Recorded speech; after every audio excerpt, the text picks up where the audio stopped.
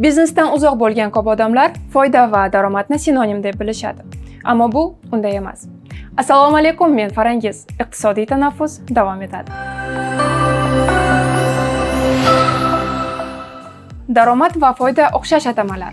Daromad bor joyda foyda bo'lishi mumkin. Tushunchalar orasidagi farq ham mavjud. Zero, foyda va daromad atamalari rasmiy hujjatlarda, jumladan qonun va me'yoriy hujjatlarda, maqolalar va iqtisodiy nashrlarda alohida uchraydi. Va bu tushunchalarning har biri o'ziga xos ma'noga ega. Birinchi qism daromad. Daromad albatta ijobiy pul oqimini anglatadi. Daromad deganda jismoniy yoki yuridik shaxs, davlat yoki tashkilotning ma'lum bir davrda olgan barcha mablag'lari tushuniladi. Ammo daromad deyarli har doim kompaniyaning moliyaviy kontekstdagi pastki chizig'ini anglatadi.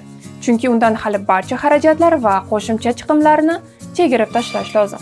Umuman olganda, daromaddan kompaniyaning samarali ishlashini tahlil qilish va aniqlash uchun foydalanish mumkin. Ikkinchi qism foyda. Har qanday tadbirkorlik faoliyatining asosiy maqsadi foyda olishdir. Foyda kompaniya yoki korxona faoliyatidan olingan umumiy daromaddan jami xarajatlarni ayirgandan so'ng kelib chiqadigan mablag'. Foyda ishlab chiqarish samaradorligini va mahsulot sifatini tavsiflovchi eng muhim ko'rsatkichdir. U uchun barcha tadbirkorlik faoliyati amalga oshiriladi. Daromadning bir qismi kompaniyani rivojlantirishga, ya'ni ish haqini oshirish va xodimlarni rag'batlantirishga, mehnat sharoitlarini yaxshilashga, yangi uskunalar sotib olishga, ijtimoiy infratuzilmani rivojlantirishga va hokazolarga yo'naltiriladi. Boshqa qismi esa korxona egasi yoki kompaniya egalarining farovon hayotiga hissa qo'shadi.